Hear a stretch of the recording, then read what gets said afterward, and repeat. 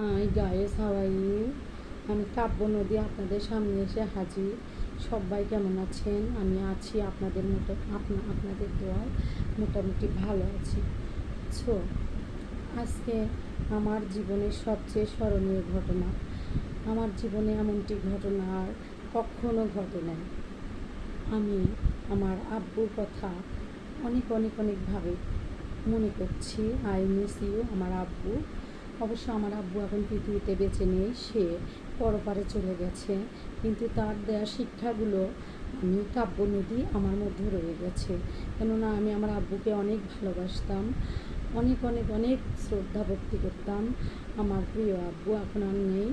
So আমি আজকে আমার মনে করছে যে আমি একটি ভুল করে ফেলেছি, অনেক বড় ভুল করে ফেলেছি। আমি একজন শিক্ষিত মেয়ে হয়ে কেন যে এই ভুলে পা রাখলাম আমি নিজেও বুঝতে পারতেছি না। ভুল ভুল ব্যক্তিকে আমি বিশ্বাস করে ফেলেছি। সো এসব ভুল ব্যক্তির কি আল্লাহ কখনোই দেখবে না? কখনোই এদের বিচার হবে না পৃথিবীতে? অবশ্যই হবে। একটি ভালো সহজ সরল মেয়ে, অসহায় মেয়ে ক্ষতি করলে তাকে আখিরাতে ঠেকিয়ে থাকতে হয়। সো যখন কেউ ঘরের ওয়াইফকে ভালো না লাগবে তখন সে কী করে?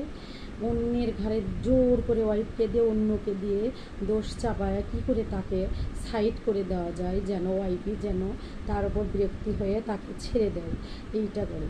সো এসব পুরুষ কি একবারও ভেবে দেখেছে যে তাদের মৃত্যু আছে? জন্ম যখন আছে মৃত্যু আছে। ওরা তো আসলে মৃত্যুর ভয় পায় না। ওরা পরক্রিয়া করার জন্য ওদের একটি মেয়েকে দিয়ে হয় না, ওদের বিভিন্ন মেয়ে লাগে।